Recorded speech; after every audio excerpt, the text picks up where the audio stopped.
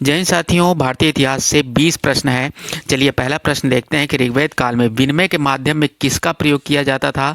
तो गाय का प्रयोग किया जाता था। किसका? गाय का प्रयोग किया जाता था। ऑप्शन डी इसका राइट आंसर हो जाएगा।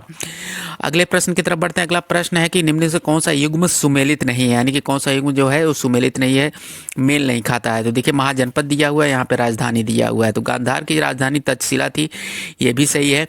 अंग की राजधानी चंपा थी, ये भी सही है। मगध की राजधानी गिरिवृज थी, ये भी सही है। कौशल की राजधानी मथुरा मथुरा नहीं थी। देखिए, कौशल की जो राजधानी थी वो श्रावस्ती थी। तो ऑप्शन डी हमारा राइट आंसर हो जाएगा। अगले प्रश्न की तरफ बढ़ते हैं। वीडियो को लाइक ज़रूर कर लीजिएगा। अगला प्रश्न है कि महात्मा बुद्ध ने अपना पहला उपदेश कहाँ दिया था। तो महात्मा बुद्ध ने जो पहला उपदेश दिया था अपना, वो सारनाथ में दिया था। कहाँ पे? सारनाथ में दिया था। ऑप्शन डी इसका राइट आंसर हो जाएगा। कई बार ये भी क्वेश्चन पूछता है कि महात्मा बुद्ध को ज्ञान की प्राप्ति कहाँ हुई थी। तो बोधगया में हुआ था। और इनका महापरिनिर्वाण कहाँ पे हुआ था? तो कुशीनगर में हुआ था। चलिए अगले प्रश्न की तरफ बढ़ते हैं। अगला प्रश्न है कि भूमिदान का सर्वप्रथम उल्लेख किस राजवंश के समय प्राप्त होता है। तो इसका जो राइट आंसर हो जाएगा, सातवाहन राजवंश के समय में जो था वो भूमिदान का उल्लेख मिलता है। तो ऑप्शन सी इसका राइट आंसर हो जाएगा। देखिए, अगर आप यूपीपी की तैयारी कर रहे हैं तो मैं आपके लिए एक बुक रिकमेंड करूंगा, जो कि चच्चू प्रकाशन की बुक है। किसकी? चच्चू प्रकाशन की बुक है। 2024 की ये लेटेस्ट बुक है। इस बुक का लिंक जो है आपको डिस्क्रिप्शन बॉक्स में मिल जाएगा। देखिए, जो यूपीपी के सिलेबस में है वो सारा कुछ इसमें दिया हुआ है। सबसे अच्छी बात यह है कि इसमें 5 प्रीवियस ईयर पेपर दिए हैं। देखिए, 2019 के 2 पेपर, 2018 के तीनों पेपर दिए हुए हैं। सामान्य हिंदी में सब कुछ दिया हुआ है, आप लोग पढ़ के देख लीजिएगा। सामान्य ज्ञान में सब कुछ दिया हुआ है, भूगोल से लेके भारतीय इतिहास। इस बुक का लिंक जो है आपको डिस्क्रिप्शन बॉक्स में मिल जाएगा। तो ये बुक लेकर आप अपनी तैयारी कर सकते हैं। ये बुक आप ऑनलाइन ऑफलाइन दोनों मिल।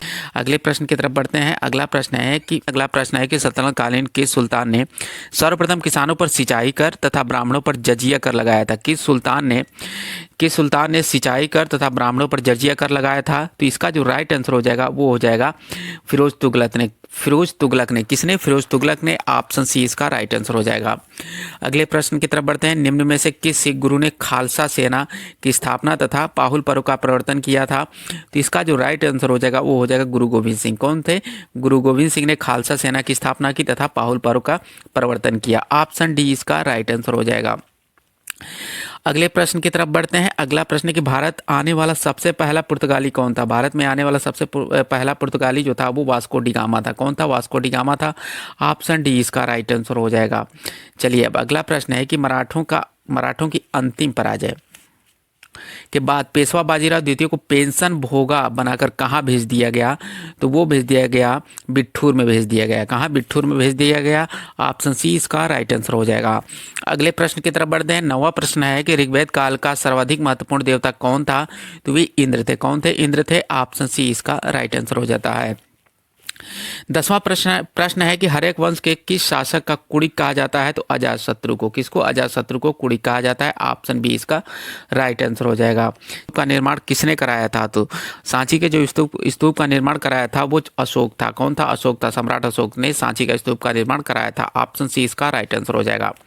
हर्षवर्धन की राजधानी थी। हर्षवर्धन की राजधानी कहाँ थी। तो हर्षवर्धन की जो राजधानी थी वो कन्नौज थी। कहाँ थी? कन्नौज थी। ऑप्शन डी इसका राइट आंसर हो जाएगा। अगले प्रश्न की तरफ बढ़ते हैं। अगला प्रश्न है कि दिल्ली सल्तनत का कौन सुल्तान गुलरुखी उपनाम से कविताएं लिखता था। गुलरुखी उपनाम से कविताएं कौन सा सुल्तान लिखता था। तो इसका जो राइट आंसर हो जाएगा वो हो जाएगा सिकंदर लोदी। कौन? सिकंदर लोदी। ऑप्शन डी इसका राइट आंसर हो जाएगा। प्रश्न है कि अकबर ने दीन ए इलाही का प्रवर्तन किस वर्ष किया। दीन ए इलाही धर्म किसने चलाया। तो अकबर ने चलाया। कब चलाया। तो 1582 ईस्वी में चलाया। कब चलाया? 1582 ईस्वी में। ऑप्शन सी इसका राइट आंसर हो जाएगा। अगले प्रश्न की तरफ बढ़ते हैं। अगला प्रश्न है कि डचों ने अपना पहला कारखाना कहाँ स्थापित किया। तो डचों ने जो अपना पहला कारखाना स्थापित किया वो मछलीपट्टनम में किया। कहाँ? मछलीपट्टनम में किया। ऑप्शन सी इसका राइट आंसर हो जाएगा। उसके बाद 16वें प्रश्न की तरफ बढ़ते हैं। 16वां प्रश्न है कि भारत में आधुनिक शिक्षा प्रणाली की नींव किससे पड़ी। तो इसका जो राइट आंसर हो जाएगा वो हो जाएगा 1835 ईस्वी के मैकाले मेन्यूट से। किसके? मैकाले मेन्यूट से। ऑप्शन बी इसका राइट आंसर हो जाएगा।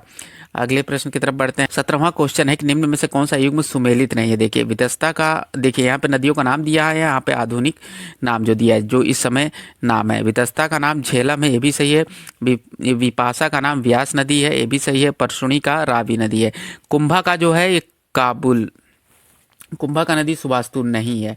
तो ऑप्शन डी इसका राइट आंसर हो जाएगा। अगले प्रश्न की तरफ बढ़ते हैं। अगला प्रश्न है कि ऋग्वेद काल की सबसे प्राचीन राजनीति संस्था कौन सी थी? तो वो सभा थी। कौन थी? सभा थी। ऑप्शन ए इसका राइट आंसर हो जाएगा। अगले प्रश्न है कि 16 महाजनपदों के बारे में किस बौद्ध ग्रंथ से जानकारी मिलती है? तो अंगुत्तरी निकाय से मिलती है। किससे? अंगुत्तरी निकाय से मिलती है। ऑप्शन ए इसका राइट आंसर हो जाएगा। ये आखिरी प्रश्न है कि शीशे के सिक्के किस राजवंश के शासकों ने चलाए थे? तो इसका राइट आंसर हो जाएगा, वो हो जाएगा सातवाहन। सातवाहन के शासकों ने शीशे के सिक्के चलाए थे। ऑप्शन बी इसका राइट आंसर हो जाएगा।